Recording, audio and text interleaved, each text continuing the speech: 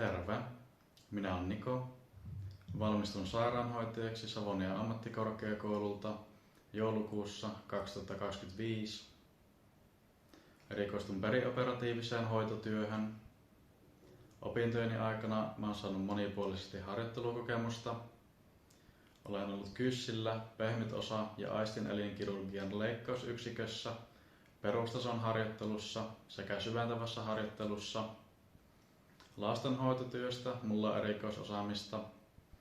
Olen ollut Alavassa lastenpsykiatrialla sekä lasten ja nuorten osastolla KYSillä. Lasten ja nuorten osastolla mä oon ollut myös sairaanhoitajan sijaisuudessa yhden kesän. Olen ollut kesätöissä myös päihdepalvelusäätiöllä vierotushoito-osastolla ohjaajan työtehtävissä. Sairaanhoitajan työssä vahvuutenani koen olevan rauhallisuuteni sekä kykyni oppia uusia asioita nopeasti. Valmistuttuani haluaisin aloittaa uudessa työyksikössä pidempiaikaisen työsuhteen. Jos kuulostan oikealta henkilöltä, ole yhteydessä. Kiitos.